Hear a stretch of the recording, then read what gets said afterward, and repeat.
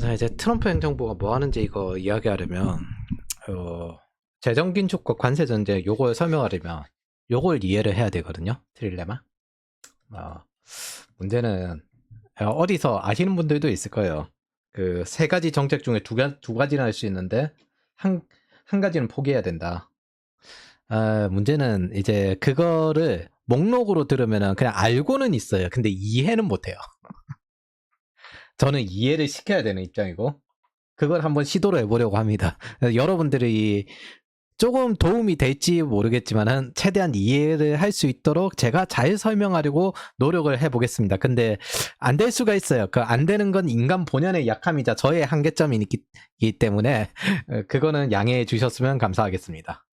제가 학생 때는 그 학교 수업 들으면서 솔직히 지루했는데 들으면서 무슨 생각했냐면은 이걸 통해서 내가 문제 해결 능력을 키우면서 세상의 여러 문제들이 사회로 나가면 해결할 수 있겠지 이렇게 생각했어요. 그리고 이게 이 지루하고 지긋지긋한 학교에서 얻는 학습의 본질이라고 믿었습니다. 생각했다기보단 믿었어요. 그저 인생은 수학 문제 풀듯이 시험 문제 풀듯이 난이도가 그냥 좀 올라간 거지 해결할 수 있다. 아니요, 난이도가 내려가요. 사회로 내려가면 난이도가 내려갑니다. 문제는 선형적이지 않습니다. 미지입니다. 미지. 문제가 고정되지도 않아요. 정답도 없어요. 그래서 어차피 제대로 해결할 사람도 없고 완벽하지 않아도 돼요. 인간은 절대 좋기만 한 시스템을 만들 수도 없어요. 오직 불완전한 해답으로 해결해 나가야 됩니다. 정답보다 해답을 찾아 나가야 되고 그건 오히려 미지에 도전해서 계속 테스트하는 피드백 루프를 찾아야지 학교처럼 배워서 갖다 매핑하는 시스템으로 안 돌아가요. 세상이 계획대로 된다고 생각하는 건 미지에 익숙하지 않은 것도 있지만 세상의 난이도가 낮을 거라고 착각하는 겁니다. 그건 그냥 계속 노력해서 찾아야 돼요. 근데 학교에서 배우는 방식은 뭐예요? 이걸 잘 이해하고 이걸 잘 알고 외우고 있으면 매핑해가지고 쉽게 연결할 수 있다. 그렇게 안 돌아가요. 실시간으로 계속 찾고 대응하고 봐야 됩니다. 손이 많이 가요. 이런 미지가 세상이었는데 가장 충격이었던 게 뭐냐? 세상이 아니라 인간 본연의 약함입니다. 문제를 인식하지 못하게 하는 수많은 장치가 넘쳐 흐릅니다. 문제 자체를 인식하지 못하게 만들어요. 문제를 만들어내는 수준이 아니라 문제 그 자체인 사람도 존재를 합니다. 문제를 떠넘기는 사람이 있는 정도면 다행이지.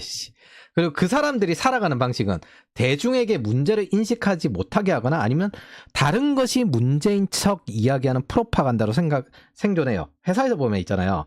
입만 터는 애들 있어요. 진짜 일 못하고 뭔가 하는 것처럼 하는.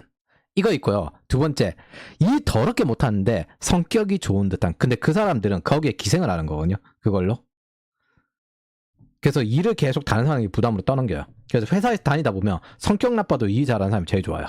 이 사람이랑 어차피 깊게 관련만 되지 않으면 나한테 일을 떠넘기진 않아요. 내가 칼퇴하게 만들어주기도 해요.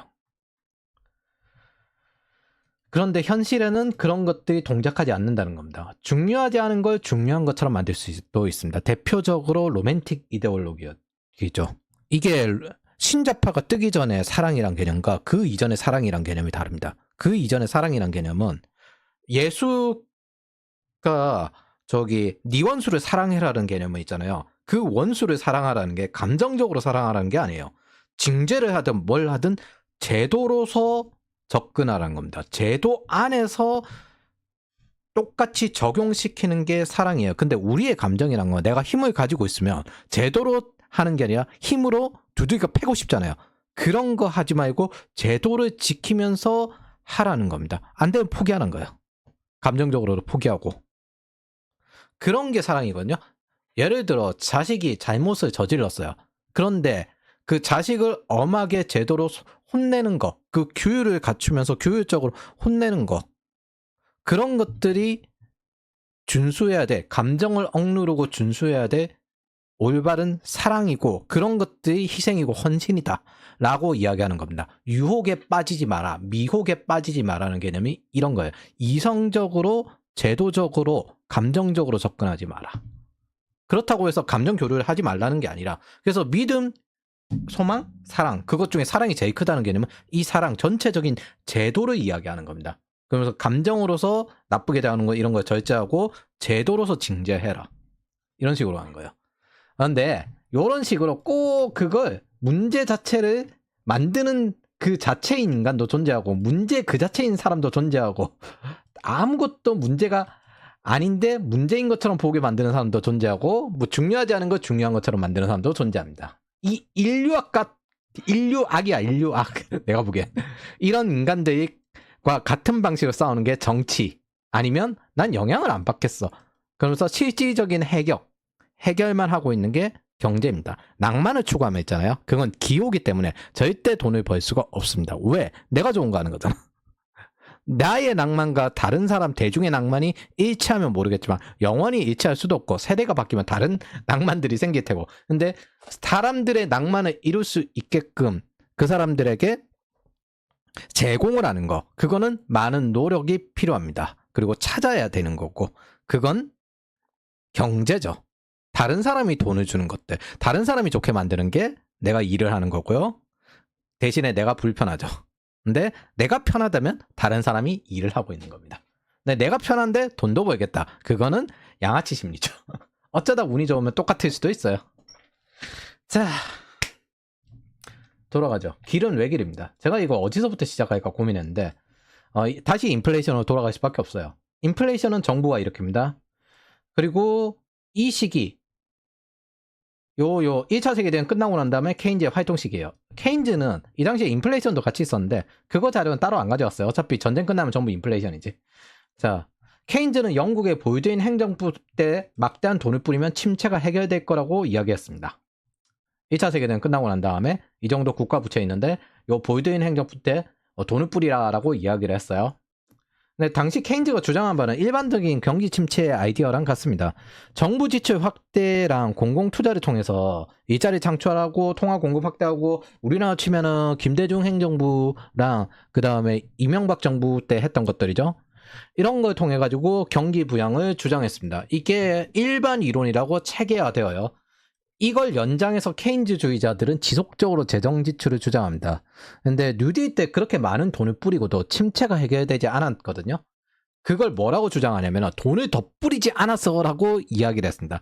그 프랭클린 루즈벨트 행정부에서 10년 정도 돈 뿌리고 난 다음에 그렇게 돈을 뿌렸는데도 불구하고 경기 침체 문제를 해결하지 못했습니다라고 해서 국정감사에서 그 이야기를 실토를 했거든요. 뉴딜은 대공황을 해결하지 못했습니다. 저걸로 일자리가 뭐 생기고 좋아졌다? 절대 그러지 않았습니다. 물론 미국민은 일을 덜 해가지고 건강해졌죠. 근데 뭐 그 당시 시기는 그 당시 시기는 그렇게 잘 살던 시기가 아니었기 때문에 그래서 당시 케인즈도 이 사람들의 주장들도 굉장히 좀 위험한 행위입니다. 그저 믿음의 영역인데 이걸 마음대로 해본 게 팬데믹이에요. 이게 믿음이에요. 이렇게 될 거라는 믿음. 우리는 현대 이후 실제 뿌렸을 때 어떻게 되는지 경험했어요. 팬데믹 머니가 이건데 이걸 마음껏 뿌려본 거예요. 재정 보수주의자들은 흔히 보수 영역 사람들이거든요. 이 재정 보수주의자, 정부 재정을 적절하게 관리해야 된다. 이런 사람들은 이런 경제 실험을 적절한 선에서 막아냈습니다. 보유드인도 마찬가지고 국가 부채를 줄여가면서 실업률을 감소시켰습니다. 요걸 시켰어요. 근데 이들이 막아내는 이유는 두 가지예요. 독일뿐 아니라 전쟁 시 막대한 재정 지출과 공공 일자리로 영국, 미국, 프랑스 모든 국가는 공통적으로 인플레이션을 겪었습니다. 지금 러시아도 마찬가지고요. 미국에서 존슨 대통령의 재정 지출 이후 인플레이션 플러스 경기 침체라는 스태그플레이션 현상도 겪었어요. 이미 기록으로 남아있어요. 케인즈의 이론이 이때부터 안 맞기 시작해서 폐기되고 신자유주의 밀턴 프리드먼이 대체된 겁니다. 이런 통계학 기반을 가진 밀턴 프리드먼이 나오게 되었습니다. 이제 감으로 하는 게 아니라 통계를 기반으로 이야기를 하는 거예요. 그러면서 시카고 학파가 대세가 됩니다. 이 사람이 이론을 받아들여서 자유무역을 진행한 겁니다. 신자유주의가 이겁니다. 근데 역시 정치권은 또 제약을 걸죠. 케인즈 때도 제약을 걸지만 정치권도 제약을 겁니다. 저는 정치권이 좀 느리게 움직이는 게 나쁘지 않다고 생각을 합니다. 저런 과격한 경제 실험을 급증시켜서 적용을 하면 상당히 골치 아픈 문제가 만들어집니다. 어쨌든 재정 지출과 금융 개입을 통해서 전 국민 집값기 운동을 한 이 제약이 있습니다. 클린턴이에요. 물론 이제 정치권이 사고를 칠 때도 있어요. 경제권이 사고를 칠 때도 있지만 부시 때까지 이어져서 대학생이 별장 2-3개까지 이어지는 문제를 만들어줍니다. 그 스트릿 클럽의 폴댄서들이 보통 대학생들이 많이 하거든요. 그런 사람들도 별장 2-3개가 있었습니다. 저 당시에. 이 막대한 금융 상품을 통해서 저런 문제가 발생하는 거죠. 밀턴 프리드먼이 이거에 대해서 대단히 반대했습니다. 밀턴 프리드먼은 임대 부동산을 공급하라고 했지 이런 식으로 집 깎기 운동 이런 식을 하지 말라고 했습니다. 근데 케인즈주의자인 폴 크루그먼은 98년인가 그때쯤에 그 그린스펀한테 부동산 버블을 일으켜야 된다라면서 제안을 한 적이 있습니다. 98년인가 언젠가? 어쨌든 그래서 금융 상품의 사고가 서브프라임, 리먼 맞다. IT 버블 이후부터다. IT 버블 이후에 그린스펀에게 부동산 버블이 일으켜야 된다고 했다. 어쨌든 금융 상품의 사고가 서브프라임, 리먼 브라더스 이걸로 생긴 거예요. 이게 클링턴 때 스노우볼입니다. 그러니까 그때도 영향 준 사람이 한 명 있어요. 아씨. 그래서 자유방임주의라는 단어는 굉장히 잘못되었다고 저는 생각합니다. 정부와 시장 중에서 정부의 제약을 거는 게 흔히 우리가 생각하는 자유방임주의예요. 경제학은 돈을 효율적으로 쓰는 학문에서 시작이 되었습니다. 정부의 입장에서 돈을 효율적으로 쓰기 위해서 계산을 할 수밖에 없어요. 근본이제 때는 돈을 마음대로 뿌릴 수가 없으니까. 그래서 시장에 개입할 수 있는 한계도 있는 겁니다. 오히려 돈을 너무 안 쓰면은 디플레이션이 나요. 자유방임주의 하에서 정부는 시장의 리스크에 적절하게 개입을 했었습니다. 특히 번영, 안정, 자유, 법치주의에 관련된 돈을 써요. 왜냐하면 정부가 이렇게 개입을 했을 때가 보통 전쟁 날 때입니다. 근데 제국주의 한창 할 때잖아요.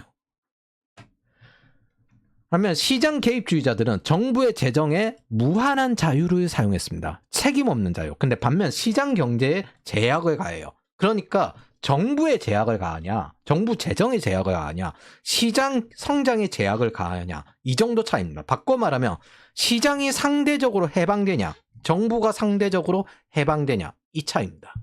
정치인의 권력이 해방되죠, 보통. 정부가 해방되면. 언어 전술이 이렇게 무서워요. 인플레이션은 다시 말하지만 정부가 일으키는 겁니다. 이렇게 정부의 제약이 해방되었을 때. 이번 팬데믹에 네오 케인즈주의자인 폴 크루그먼이 정부 제약을 이걸 완전히 풀어버렸습니다. 언어 전술로. 그는 국가부채 무용론을 주장했습니다. 그리고 예측을 했고 실패했습니다. 국가부채는 일반 사람들의 부채와 달리 갚을 필요가 없다. 그러니 인플레이션은 일어나지 않을 것이다.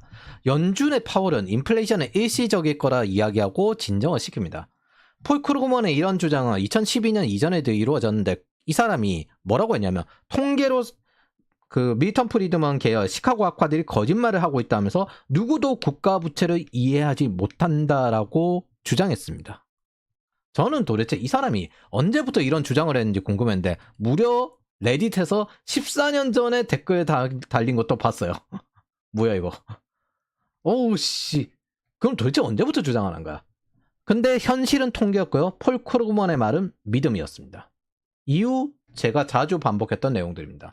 폴 크루그먼은 이전에 양적 완화를 주장했고 스티글리츠, 로버트 라이치, 스테파니 켈튼, 제닛 옐런은 여기에 동조를 했어요.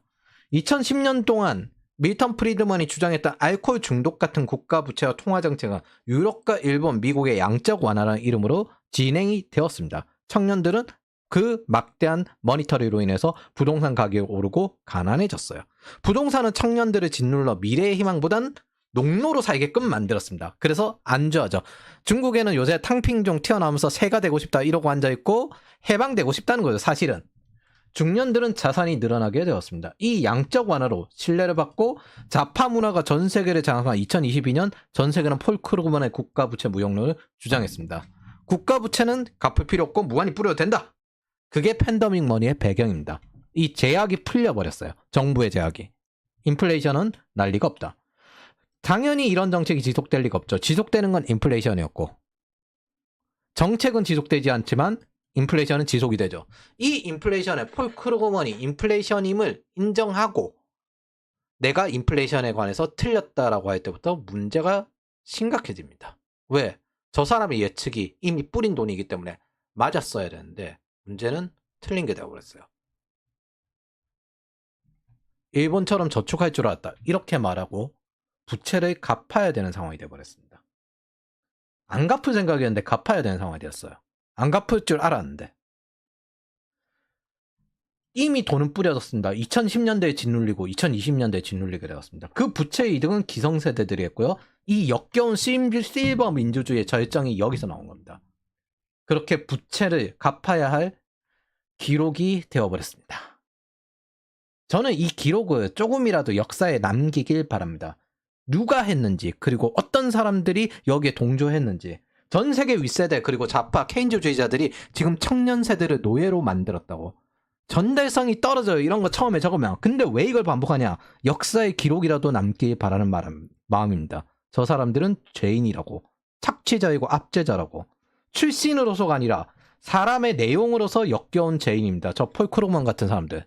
세상에 가장 많은 돈을 쓰는 건요, 핵무기나 AI 연구가 아닙니다. 경제 실험입니다. 온전히 자신의 정치적 기호를 위해서 이 꼬라지를 만든 겁니다. 누구나 문제는 이 경제 실험의 리스크가 없다는 거예요. 누가 범인인지 아는 사람들은 없으면서 막대한 영향력을 미칩니다. 다시 돌아가서 길은 왜 길이에요? 갚아야 됩니다. 국가 부채를 갚아야 돼요. 청년 세대가 일생에 걸쳐 높은 세금으로. 그럼 적어도 이득을 본 사람들, 이 이득을 본 세대들의 부수의 권리 정도는 청년 세대에 있을 겁니다. 지금 중년 세대들의 노후가 평온하게 끝나서는 안 됩니다. 일생 내내 노동교화형이 들어가야 됩니다. 니네들이 그토록 좋아하는 좌파들의 방식으로. 번외적으로 이야기를 하는데, 이 부동산의 부채를 전부 다 갚는 사람들은 여기 노동교화형에서 벗어나야 돼요. 그 사람들은 이걸로 띄운 게 아니기 때문에. 그 사람들은 건실한 경제활동을 한 겁니다. 그런데 이걸 가지고 못 갚는데 저 국가 부채를 뿌려가지고 부동산 가격 올리고 다시 신용 배급시킨 인간들은 다 망해야 됩니다. 대다수일걸? 한 70% 정도는 된다고 장담해요. 저는 리세션을 바랍니다. 2015년 부동산 가격으로 떨어지길 바랍니다.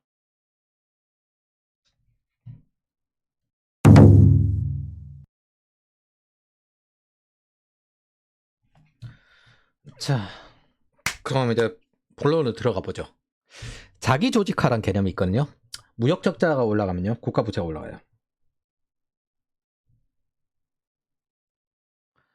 이건 바꿔 이야기하면 자유무역을 하면 국가 부채가 올라가요, 지금. 그럼 국가 부채가 올라가면 무역 적자가 올라가요. 이걸 자기 조직화라고 합니다. 어느 한쪽을 건드리면요, 어느 한쪽이 더 위험해집니다. 자, 그러면은 무역 적자, 그래요. 여기 안에 내수 시장도 걸려 있잖아. 이 복잡한 게 비선형적으로 다 연결돼 있어요. 근데 단지 영향력 있는 몇 개 이 핵심 노드가 생겨버린 거예요. 일단 미국은 기축통화국이에요. 그리고 타국의 화폐 가치 측정 기준이 달러가 된다는 뜻입니다. 이 뜻은 달러의 가치에 따라서 약세 통화냐 강세 통화냐 이걸로 결정이 난다는 뜻이에요.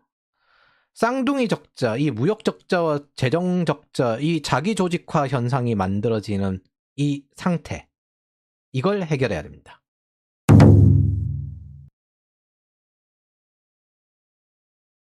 우선 재정 적자에서 무역 적자의 연결고리를 보죠. 언제나 인플레이션은 정부가 만든다는 기준점 하에 미국의 민간 소비가 불황이잖아요. 그럼 미국은 소비의 국가죠. 정부는 재정 적자를 감수하고 돈을 뿌려야 됩니다. 재정 적자를 메우기 위해서 뭐예요? 국채를 차입합니다. 그럼 부채가 늘어져 인플레이션 위험이 있기 때문에 국내 금리가 올라갑니다. 이거 팬데믹 money잖아. 팬데믹 시기에 불황이니까 재정 적자 감수하고 돈 뿌리고 국채 차입하고, 그러니까 국내 금리 올라가고. 미국의 높은 금리는 타국의 자본 유입을 촉발합니다. 미국 금리 올라간다. 그래서 미국의 국채 매입도 하고 강달러를 이용하기 위해서 전환도 하지만은 타국에서도 그 미국의 이제 달러를 사지만 미국의 달러를 쓸 사람들도 달러 올라간다. 그래서 빨리 달러를 사게 됩니다. 그래서 강달러가 더 심화돼요. 이것도 자기 조직화예요. 강달러 되니까 또 사고 강달러 되니까 또 사고. 인플레이션에 부동산 사는 거랑 똑같아요. 주로 무역 흑자국에서 미국의 국채를 사죠.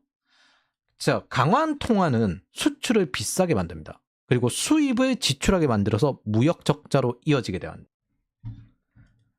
강한 통화는 수출을 비싸게 만들고 수입을 지출하게 만듭니다. 쉽게 살 수 있게. 그래서 이걸 이용하려고 최대한 그 중국 같은 경우는 위안화 절하를 하는 겁니다.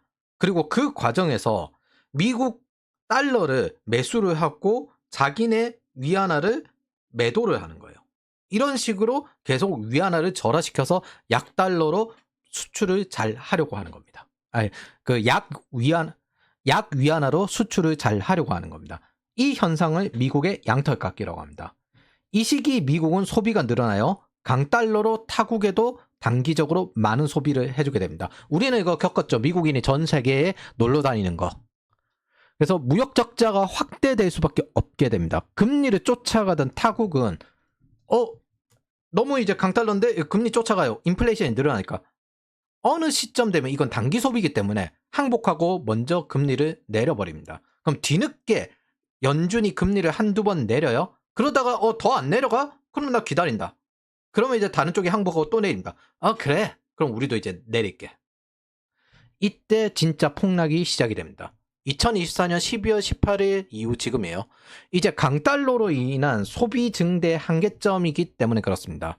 이때부터는 타국의 수출 기업들은 미국의 수출이 잘 안 되기 때문에 실적 악화가 시작됩니다. 동시에 무역 흑자국은 금리가 일정 이상 떨어질 때 미국 국채 시장에 매도를 하고 달러 가치가 떨어지게 됩니다. 이 뜻은 엔캐리 쇼크가 난다는 뜻이죠. 엔캐리 쇼크는 크게 두 가지로 날 수가 있어요. 엔화가 상승해서 날 수도 있어요. 그래서 일본 금리를 올리죠. 하지만 달러 가치가 떨어져서 나기도 합니다. 지금 제가 보기에는 이거 두 가지가 같이 겹치고 있는 것 같은데 어느 시점 되면 엔캐리 쇼크가 날 것 같긴 해요.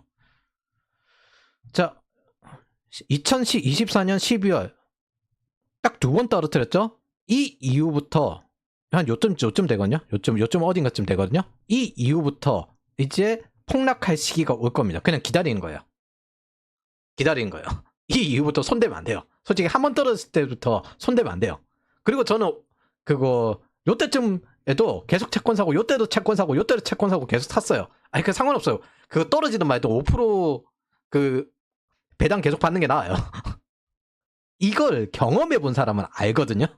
경험해 본 사람은 지금 손대면 손가락이 잘리는 게 아니라 손목이 날아가 버린다. 팔도 날아갈 수 있다. 이걸 경험해 본 사람은 알아요. 왜냐하면 요 시기부터는 딱 제로섬인데 그럼 이제 받아 먹을 게 미국 채권 말고는 없어요. 요 시기는 제로섬인데 여기서부터는 이제 마이너스 썸 단계로 들어가기 시작하는 겁니다. 여기까지 제로섬이에요. 과도하게 버블이 난 거예요. 2024년 저는 거의 제로섬이라고 생각합니다. 포지티브 썸이라고 생각하지 않아요. 그건 언제든 다시 반납할 거다. 근데 여기서부터는 마이너스 썸이에요. 일단 너무 살이 쪘으니까 살을 빼야 돼요. 이걸 한번 사이클 한 번씩 경험해보면 압니다. 지금이 진짜 공부하기 좋은 시작이에요. 시작이에요.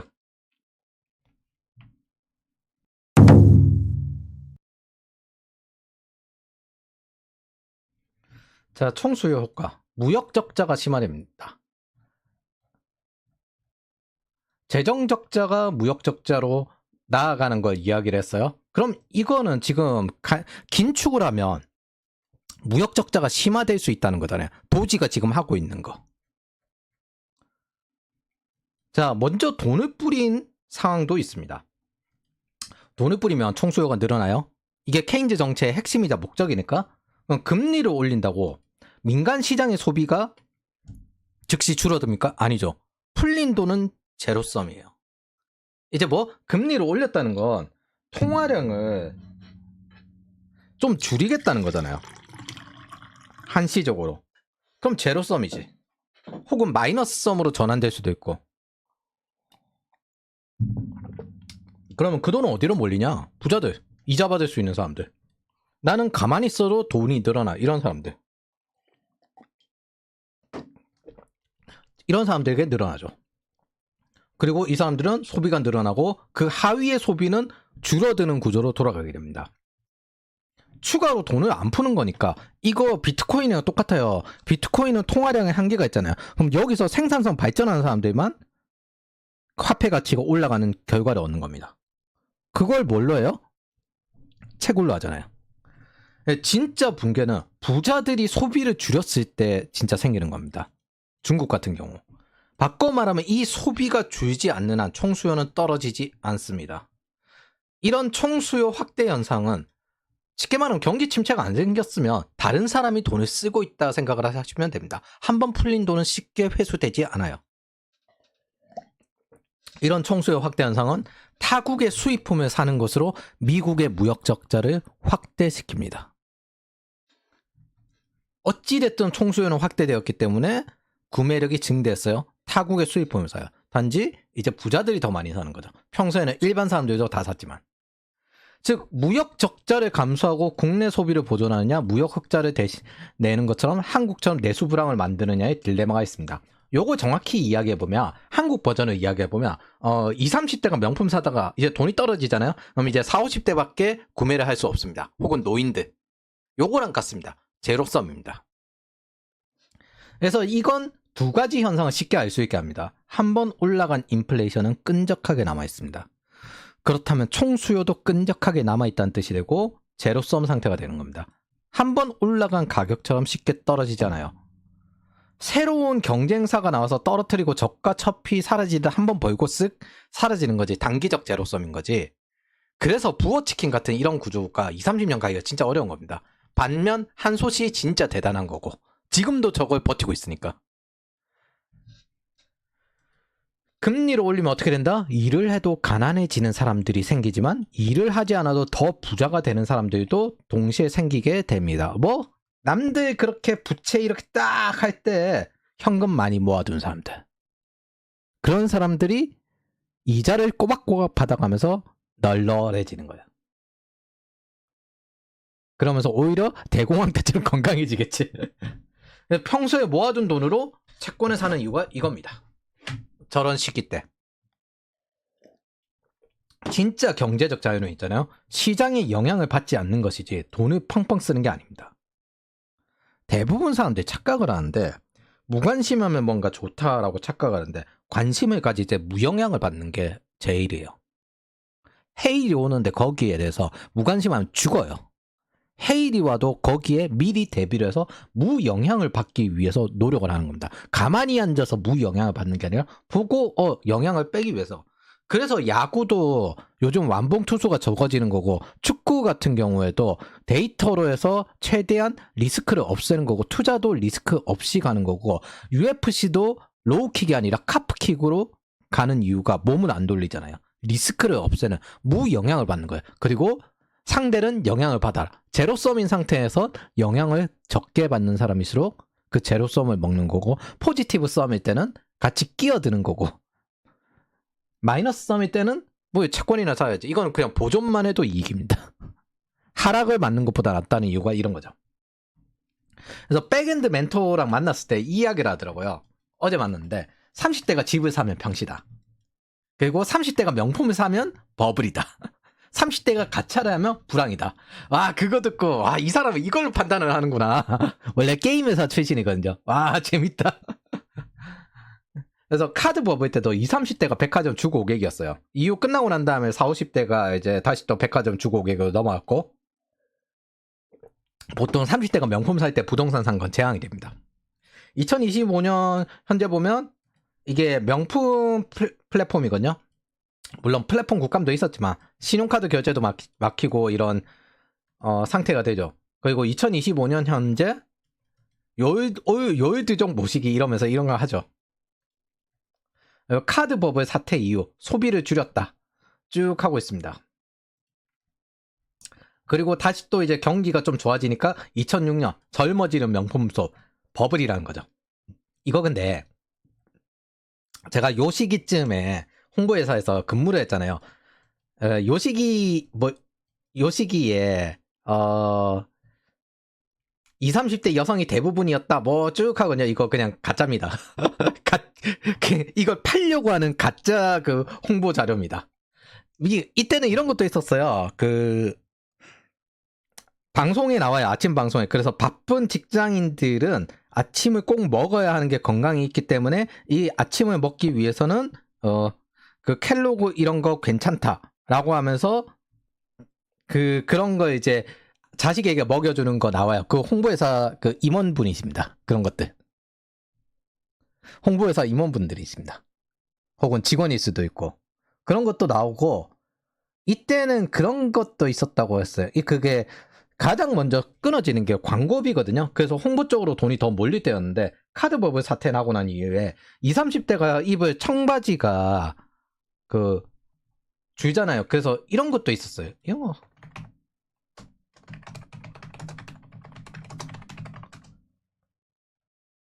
아, 2005년. 2005년. 2005년. 아, 2009년이네?